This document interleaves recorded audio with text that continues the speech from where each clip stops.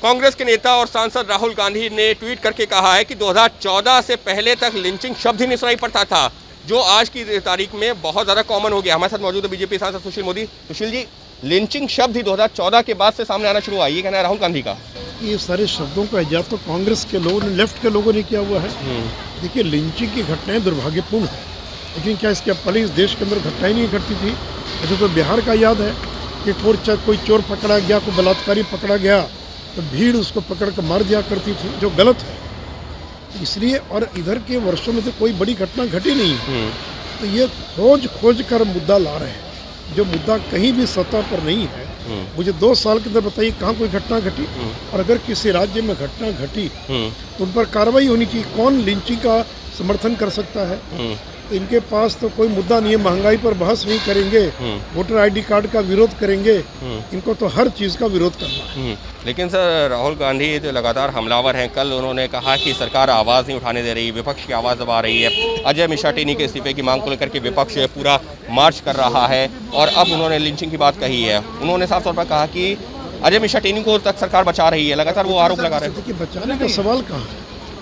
अजय मिश्रा पर कोई आरोप है क्या? जो आरोप था उनके बेटे पर था, और वो जेल के अंदर है, कानून अपना काम करेगा। लेकिन केवल किसी का बेटा या भाई अगर किसी घटना में अगर संलिप्त पाया भी जाता है तो क्या उसके लिए वो मंत्री या कोई व्यक्ति जिम्मेवार होगा?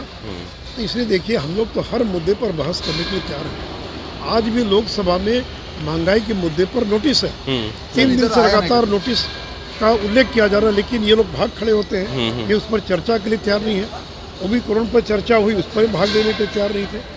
तो सत्ता पक्ष तो हर मुद्दे पर बहस के लिए तैयार है, लेकिन ये नहीं चाहते कि किसी प्रकार की कोई बहस हो। लेकिन सर, विपक्ष लगातार ये कह रहा है कि एक ऐसा मंत्री जो पत्रकारों के माइक छीन लेता है, उनके मुंह पे जो है उनकी आवाज़ बंद करता है, उसको बचाने के लिए सरकार पूरी साथ में खड़ी हो गई है, और इस वजह से सदन की कार्रवाई तक नहीं चल पा रही है, क्योंकि विपक्ष की आवाज़ दबाई जा रही है।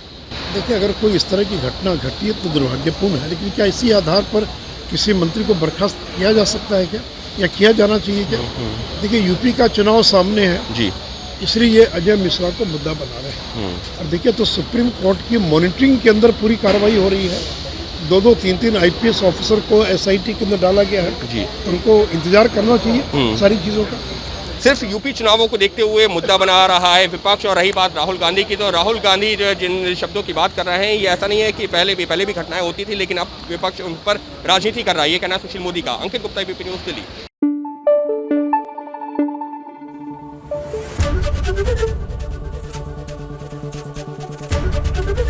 ABP न्यूज़ आपको रखे आगे।